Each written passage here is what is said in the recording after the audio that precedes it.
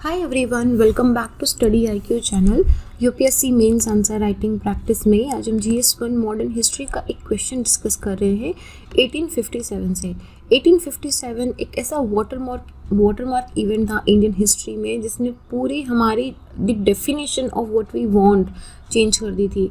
तो ये क्वेश्चन जो है एक्चुअली 1857 पे यूपीएससी बहुत फ्रीक्वेंटली क्वेश्चन पूछती है। इसके रीजंस क्या थे, इसका short term impact, long term impact क्या था, इसकी आइडियोलॉजी पे क्या इम्पैक्ट पड़ा, और साथ में ये जो 1857 की घटना है ये सडनली बॉम्ब ब्लास्ट नहीं हुआ था, ये छोटी छोटी चिंगारियाँ थी जिन्होंने मिलकर एक बड़ी आग बनाई थी। तो यही क्वेश्चन है कि 1857 जो है वो कल्मिनेशन ऑफ वेरियस रिबेलियंस था। बहुत जगह पे सिंस द ब्रिटिशर्स केम बहुत सारी जगह पे छोटे छोटे रिवोल्ट होते हो रहे थे, लेकिन 1857 में वो सारे रीजंस एक साथ आ गए और वो 1857 का इवेंट हुआ। तो इसी बारे में आज हम बात करेंगे। काफ़ी इंपॉर्टेंट है ये, प्रीलिम्स के लिए बहुत इंपॉर्टेंट है, क्योंकि इसमें जो वेरियस रिबेलियंस की हम बात करते हैं ना, ये वो छोटे छोटे सारे सिविल रिबेलियंस हैं जिनको याद करने में हमको बहुत माथापच्ची करनी पड़ती है, राइट। तो आज कोशिश करते हैं कि आपको जल्दी से याद भी करवा दें और मीन्स का एक आंसर भी सॉल्व कर लें। तो चलो स्टार्ट करते हैं। मेरा नाम संतोष है। अगर आप मुझसे जुड़ना चाहते हैं तो इंस्टाग्राम पे या टेलीग्राम पे little_simple_बुद्धा पे सर्च करके आप मुझसे जुड़ सकते हैं। इसके साथ ही इस वीडियो का क्वेश्चन का PDF भी आपको मेरे टेलीग्राम से मिल जाएगा, वहाँ से आपसे डाउनलोड कर सकते हैं। कमिंग टू द क्वेश्चन 2019 के अंदर द 1857 का जो अपराइजिंग हुआ था, let me just first explain the question कि क्वेश्चन क्या बोल रहा है। The 1857 uprising was the culmination of the recurrent big and small local rebellions that had occurred in the preceding 100 years of British rule. Elucidate. Okay, so बोल रहा है कि पिछले 100 सालों के अंदर जो छोटे या बड़े रिबेलियन हुए थे, जब से ब्रिटिशर्स आए थे तब से छोटे बड़े रिबेलियंस होना स्टार्ट हो गए थे, तो उन्हीं का एक मिला जुला रिजल्ट था 1857 की अपराइजिंग। 1857 की अपराइजिंग कोई सडन इवेंट नहीं था, ये पिछले 100 साल में जो गुस्सा था वो एक बार में निकला था। तो इसको हमको इल्यूसिडेट करना है। इल्यूसिडेट का मतलब क्या होता है यहाँ पे कि हमको एग्जाम्पल के साथ बताना है। तो हम यहाँ पे क्या करेंगे, डिफरेंट रिबेलियंस का एग्जाम्पल देंगे कि ये रिबेलियन इस टाइम पे हुई थी, इसका रीज़न ये था और इतनी दूर हुई थी। तो how all the small and local जो बिग रिबेलियंस है उन्होंने किस तरीके से इम्पैक्ट करा, तो हम एग्जाम्पल के साथ इसको पुट करेंगे ना। इसके अंदर जो डेटा है that is very important for mains plus prelims के लिए, तो रट ही लेना इस डेटा को। ओके, सो 1857 का जो रिवोल्ट, अच्छा okay, before we come to the content, आपको क्वेश्चन का डिमांड समझ में आया। क्वेश्चन में ज़्यादा कुछ भी नहीं करना है, हमको बस 1857 का थोड़ा सा यहाँ पे इंट्रोडक्शन देना है, और इंट्रोडक्शन देने के बाद हम बताएंगे कि these are the following big and small local rebellions, जो सिविल के अंदर थे, पीसेंट्स के अंदर जो थे, सन्यासीज के अंदर जो थे, इन सब का एग्जाम्पल देंगे। और उसके बाद में हम हमारा क्लोज कर देंगे कि दिस 1857 रिबेलियन जो है, how it was a culmination of these small and big rebellions. बस छोटा सा है, बहुत ही स्ट्रेट फॉरवर्ड क्वेश्चन है, कुछ भी नहीं करना है। लेकिन इसके अंदर बात ये है कि आपको जो ये छोटे बड़े इवेंट्स हुए थे ना, इनका नाम ध्यान रखना पड़ेगा। जैसे सन्यासी हो गया, कुका हो गया, ये सब क्या है, ये सब पहले था कि चिंगारी निकल रही थी, तो इन सब का नाम देखो याद रखना पड़ेगा। बट अच्छी बात ये है कि प्रीलिम्स में हम स्पेक्ट्रम को इतनी बार पढ़ते हैं, लगभग 7-8 बार पढ़ते हैं उसको, तो थोड़ा बहुत ना याद रह जाएगा, इसलिए ऐसा टेंशन नहीं है। और मेंस के टाइम तो ऑब्वियसली हम करते हैं और आज भी करेंगे, तो कुछ कुछ याद रहेगा।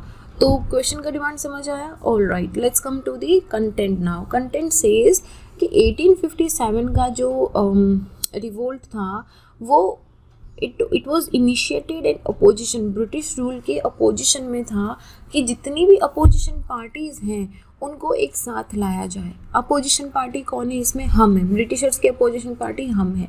जो छोटे बड़े रिवोल्ट्स हो रहे थे वो सारी अपोजिशन पार्टी है। तो 1857 के रिवोल्ट में उन सबको एक साथ लाया जाए, उन सब की आवाज़ को एकता दी जाए। लेकिन जो सीड ऑफ रिवोल्ट है वो छोटे बड़े प्रोटेस्ट में बहुत पहले बो दिए गए थे, जो फाइनल एक्चुअल आउटकम में acted as a pot boiler, बिल्कुल एकदम कैटलिस्ट की तरह उन्होंने वर्क करा था। तो ये भी बात है कि ये जो रिबेलियंस है, ये ऐसा नहीं है कि ब्रिटिशर्स के आने के 50 साल बाद 60 साल बाद उनको दिक्कत हुई तो उन्होंने रिबेल करना स्टार्ट कर दिया। From the very day when Britishers started occupying India, ये यहाँ से प्रोटेस्ट स्टार्ट हो चुका था, और ये कोई सडन नहीं था। सेंचुरी लॉन्ग ये रिवोल्ट था जो फाइनली 1857 में बना था। तो कौन कौन सी थी, छोटी छोटी बड़ी? देखो, सबसे पहले ट्राइबल अपराइजिंग की बात करते हैं क्योंकि ये बहुत इंपॉर्टेंट है। इंडिया में majority of the population tribals की थी and they did not like interference of Britishers. तो उनमें बहुत लंबे टाइम तक इस तरह की फाइट चलती रही थी। जैसे पहली संथल है, बहुत ही इंपॉर्टेंट है। जब परमानेंट सेटलमेंट का इंट्रोडक्शन कर दिया गया था बंगाल में 1793 में, हेवी टैक्सेस लगा दिए गए थे। उनको बोला कि तुम मनी लेंडर जो ऑपरेशन हो, मनी लेंडर से पैसे लो। फिर मनी लेंडर से उनका जो ऑपरेशन करते थे, जो लैंडलॉर्ड रेवेन्यू ऑफिसर्स आए थे, ये सब वहाँ के संथल जनजाति को पसंद नहीं था। तो वहाँ पे सिंधु और कान्हू 2 लोग थे, ये इनकी लीडरशिप के अंडर ये संथल ट्राइबल, इन्होंने अगेंस्ट, ये ब्रिटिशर्स के अगेंस्ट आई और उन्होंने 1854 में 3 साल पहले खुद को इंडिपेंडेंट डिक्लेयर कर दिया था। बोला कि हम आज़ाद हैं, हम तुम्हारे अंडर नहीं रहेंगे। तो the most effective, it is one of the most effective tribal movement था जो आसपास के इलाके में जहाँ जहाँ संथल जनजाति थी, बिहार, उड़ीसा, बंगाल, यहाँ हर जगह पे पहुँच गया था। हालांकि देखो बाद में सिंधु और कान्हू को मार दिया गया था, बट उनकी जो ब्रेवरी की स्टोरीज़ हैं, they are till now thrilling stories. ठीक है, एक हो गया संथल। कोंड अपराइजिंग 1837 से 1856 तक इन्होंने ब्रिटिशर्स के अगेंस्ट कर दिया था to suppress the human sacrifice. क्योंकि ब्रिटिशर्स, ये ब्रिटिशर्स के अगेंस्ट क्यों आए थे? क्योंकि जो ब्रिटिश गवर्नमेंट थी, इन्होंने they try to suppress the human sacrifice, जिसे मरीहा बोलते थे। एक तो ये वर्ड याद कर लो, मरीहा किसको बोलते थे? तो इसको बोलते थे जब ये गोंड की ह्यूमन सेक्रीफाइस होती थी। इसके साथ ही इन्होंने नए टैक्सेस इंट्रोड्यूस कर दिए थे। यहाँ पे जमींदार आना स्टार्ट हो गए थे, इनकी ज़मीनों को कब्जा करना स्टार्ट कर दिया था। मनी लेंडर्स ने इनको पैसे दे के फंसा के इनकी ज़मीनों पे अपना हक कर लिया था। तो ये कोंड अपराइजिंग है, which was also very very important tribal uprising. Early Munda uprising 1789 से 1832, 1789 टू 1832। मुंडा जो है वो रिबेलियन लगभग 7 बार। लैंडलॉर्ड और दिखूज किसको बोलते थे? जो आउटसाइडर आता था ना, कि जैसे कोई भी आउटसाइडर हो, चाहे वो लैंडलॉर्ड हो चाहे ब्रिटिशर्स हो, तो आउटसाइडर को दिखूज बोलते थे वो। तो ये इनकी अपराइजिंग थी। मनी लेंडर से लेके ब्रिटिशर्स जिन्होंने भी इनको ऑपरेस करा, सबके अगेंस्ट इनका प्रोटेस्ट चल रहा था। अपराइजिंग ऑफ द भील, इनका जो हिल एरिया है खानदेश कहाँ है? नॉर्थ वेस्टर्न महाराष्ट्र के अंदर खानदेश वाला जो एरिया है भील्स का, यहाँ पे कॉन्सेंट्रेटेड है। और यहाँ पे इनको लग रहा था कि बाहर वाले आके इनकी टेरिटोरी पे कब्जा कर रहे हैं, इंकर्जन कर रहे हैं। तो यहाँ पे इन्होंने 1818 के अंदर ब्रिटिश ऑक्यूपेशन के खिलाफ प्रोटेस्ट करना स्टार्ट कर दिया था।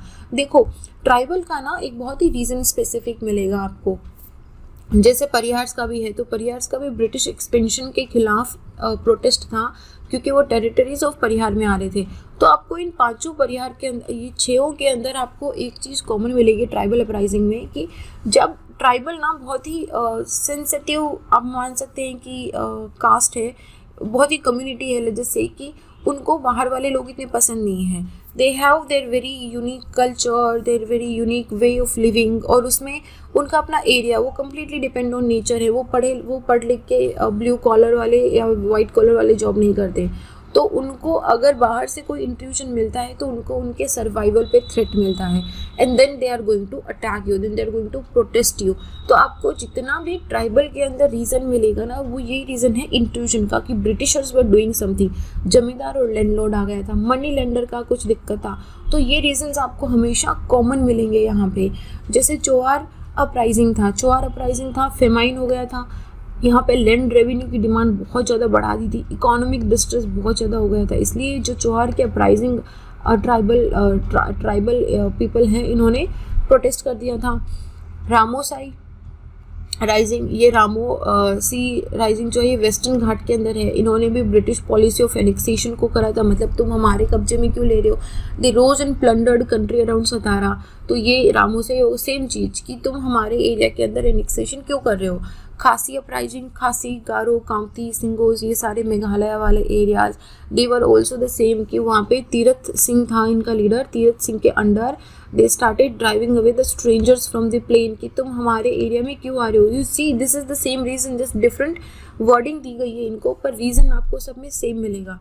तो ये तो हो गई ट्राइबल अपराइजिंग की बात। आप पूछोगे मैम इतनी याद कैसे रहेगी? देखो, आपको इतना सिस्टमेटिकली अगर लिख सकते हो तो ऑसम है, नहीं लिख सकते हो तो कम से कम कुछ तो इन 8 में से अगर आपको 4 भी याद रहती है ना तो 4 लिख दो। और 4 में जैसे आपको हमारे कुछ नाम भी याद रहते हैं, सिंधु कानू नाम याद रह गया, कीरत सिंह नाम याद रह गया, तो ये नाम लिख दो और उनका रीज़न लिख दो। या तो ऐसे भी लिख सकते हो कि सारे अपराइजिंग को वन बाय वन नाम लिख के फिर यहाँ पे लिख दो कि the main reason was the intrusion of the Britishers landlord zamindars the dikus into their areas, they took up the arms. Simple लिख दो, लेकिन ऐसे लिखोगे तो थोड़ा ज़्यादा इम्पैक्टिव लगता है। बाकी तो अगर आपको नहीं आ रहा है तो वैसे भी लिख दो, दैट इज ऑल्सो फाइन।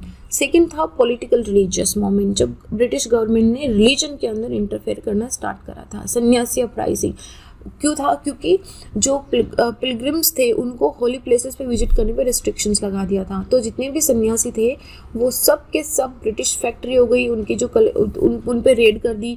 उन्होंने कलेक्टेड कंट्रीब्यूशन मिला था उनको from the towns and that leading to a series of conflict. तो सन्यासी राइजिंग हो गया।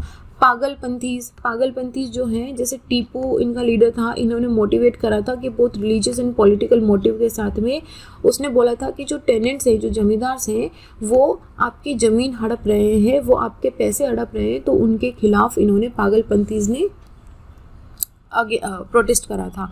वहाबी मोमेंट, ये एक रिवाइवलिस्ट मोमेंट था जिस विच ट्राई टू प्यूरिफाई इस्लाम, कि जितनी भी अन इस्लामिक प्रैक्टिस होती है मुस्लिम सोसाइटीज़ में एजेस के थ्रू जो क्रिप्ट हो गई है उन सबको हटाया जाए और उन सबको हटा के मुस्लिम जो इस्लाम रिलीजन है उसको वापस से प्यूरिफाई करा जाए। तो ये एक तरह का रिवाइवलिस्ट मोमेंट था। तो ये it was offer the most serious and well planned challenge to the British supremacy in India. Britishers जो इंटरफेरेंस कर रहे थे वो बिल्कुल पसंद नहीं था। तो ये दोनों था, सोशल भी पॉलिटिकल भी था।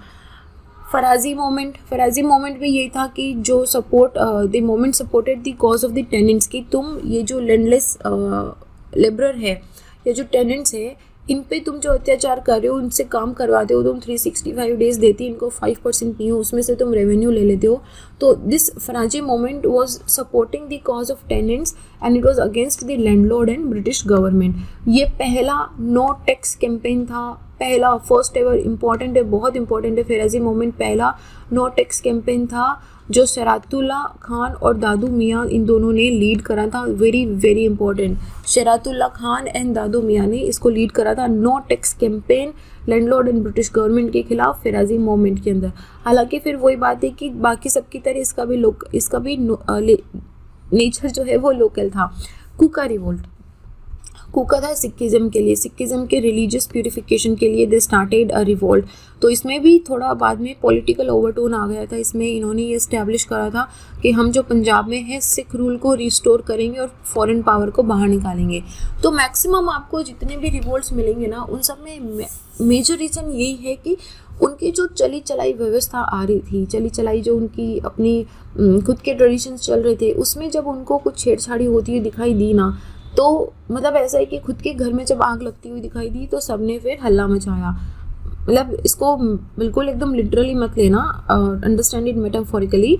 बाकी तीसरा बहुत इंपॉर्टेंट ग्रुप ऑफ अपराइजिंग था पीसेंट ग्रुप, तो द रिवोल्ट ऑफ राजा चेत सिंह इन अवध। तो ये प्राइमरी गोल था कि जो अग्रेरियन रिलेशन है, एग्जिस्टिंग अग्रेरियन रिलेशन से इनको रिस्टोर करना। और ये थोड़े टाइम पे 1778 से 1781 तक होता रहा। और लेकिन थोड़ा थोड़ा मतलब लाइक ब्रिटिशर्स को ये परेशान करते रहते थे लगभग 1830 तक। पॉलीगार रिबेलियंस आंध्र प्रदेश के अंदर 1799 से 1805 के अंदर। पॉलीगर्स कौन थे? जो फ्यूडल लॉर्ड होते थे, जो as a military chief appoint कर दिए जाते थे ब्रिटिशर्स के द्वारा। उन्होंने यहाँ पे पीसेंट्स को ज्वाइन कर लिया था and they were against the companies tactics की कंपनी खुद तो एग्रीकल्चर में कुछ कर नहीं रही है, हमसे सारा रेवेन्यू ले रही है और ना ही वो इस चीज़ पे ध्यान दे रही है। मतलब she is not even a little bit sympathetic also. तो यहाँ पे ये रिबेलियन काफ़ी बड़े स्केल पे पहुँचता, लेकिन उससे पहले ही इसको दबा भी दिया गया था। पाइका रिबेलियन उड़ीसा का very very important, Bakshi Jagabandhu ji इनकी लीडरशिप थी। तो ये पूरा आर्म्ड रिबेलियन था और इन्होंने अंग्रेजों के नाक में दम मचा के रख दिया था। 1817 के अंदर हुआ था। पाइका 2-3 साल पहले काफ़ी न्यूज़ में था। ये मतलब पूरे like it is a very important, नाम याद रख लेना, बख्शी जगबंधु जी एंड 1817। इसके अलावा बहुत सारे छोटे मोटे मिलिट्री रिवोल्ट भी हुए थे, जैसे कि द म्यूटनी ऑफ सिपोई हुई थी बंगाल के अंदर 1764 के अंदर। उसके बाद वेलोर म्यूटनी हुई थी 1806 के अंदर। The mutiny of sepoy of 47th native infantry unit हुई थी 1824 के अंदर। तो अब देख रहे हो कि कैसे लोकलाइज बहुत ही कॉमन है। अभी आप देखो ये जितने भी ट्राइबल अपराइजिंग है ये अलग अलग जगह पे हुई है, कहीं बंगाल पे हुई है, वेस्टर्न पे हुई है, महाराष्ट्र में हुई है, लेकिन इन सब का रीज़न ऑलमोस्ट सेम है। पॉलिटिकल रिलीजियस अलग अलग जगह पे हुई है बट रीज़न ऑलमोस्ट सेम है। Same peace and uprising reason almost same है। तो आप मिलिट्री में भी रीज़न ऑलमोस्ट सेम है। तो आप क्या देख रहे हो कि इंडिया में अलग अलग जगह पे इस तरीके से ग्रुप थे जो सेम रीज़न पे, सेम बात पे, सेम उसको बोलेंगे कि सेम चीज़ पे अंग्रेजों के साथ प्रोटेस्ट कर रहे थे, सेम बात थी, लेकिन वो था कि लोकलाइज थे, एक यहाँ पे एक वहाँ पे। उनको आपस में भी नहीं पता था कि यार इतना मुझसे कुछ दूर दूसरे स्टेट के अंदर एक और मेरा भाई है जो सेम चीज़ पे रिवोल्ट कर रहा है।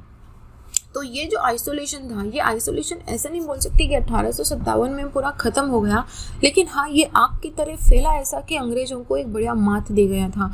दी सेंचुरी लॉन्ग जो इकोनॉमिक एक्सप्लॉइटेशन था, पॉलिटिकल सब्जेक्शन था, कि मतलब उनको पॉलिटिकली एनेक्सेशन हो रहा है, उनकी ज़मीनें हड़पी जा रही है, डिस्क्रिमिनेटरी पॉलिसीज़ थी बहुत ज़्यादा, मतलब वो वाइट सुप्रीमेसी वाला एटीट्यूड इनका। हमारी कोई कल्चर ऐसी थोड़ी थी कि तो कोई भी आएगा और हमको बोलेगा हमें सुप्रीम है, हालांकि that's a total different thing कि उन्होंने हम पे इतने साल राज करा, लेकिन हमारा एंशंट कल्चर, हमारा ट्रेडिशन बहुत ज़्यादा रिच है। वी वर वेरी नॉलेजेबल, हालांकि वो थोड़े टेक्नोलॉजी में आगे थे, like having hundreds of the reasons, but और उनका जो रिलीजियस इंटरफेरेंस था, सती प्रथा उन्होंने बंद कर दी थी, हालांकि वो तो एंड विडो रीमैरिज अलाउ कर दिया था, उसके अलावा भी बहुत छोटे बड़े उन्होंने जो रिलीजियस छेड़छाड़ी करी थी सब। और उसके बाद में क्या था कि इन जितने भी रिवोल्ट होते थे ना, इनको बहुत ही हार्मली, मतलब ऐसे मानो कि बहुत ही वायलेंटली इनको सप्रेस करते थे। तो ये काफ़ी डिस्कंटेंट था लीडर्स के अंदर, मतलब उनके लीडर को मार देंगे, इस तरीके से उस रिवोल्ट को दबाया जाएगा कि आसपास के लोग वापस रिवोल्ट करने से पहले सोचेंगे। तो 1857 का रिवोल्ट इन सब की एक आवाज़ बन के आया था। ये जो लोकलाइज्ड मूवमेंट थे which were inspired by the local grievances, लेकिन ये लोकल ग्रेवियंसेस बड़ी नेशनल थी, हर जगह पे सेम थी। It was a way for a major national impulse in 1957, very important term, national impulse in 1857, and that is why it is called the first war of independence। और उसने British rule की पूरी foundation को shake कर दिया था, मतलब उन्होंने बहुत सारी चीज़ें बदल दी थी। उन सब के बारे में आगे बात करेंगे हम, क्या उसके long term short term impacts हुए थे, एक क्वेश्चन लेंगे उसके बारे में। बट दिस इज़ इट कि क्या था 1857 का अपराइजिंग और क्यों इसको हम बोलते हैं कि it was a culmination of recurring big and small local rebellions. Okay, थोड़ा सा फैक्चुअल डेटा है but this is like easily doable, so you can do that, right? So with this, let's end this question and I'll see you guys in the next question. Till then, be happy. Jai Hind.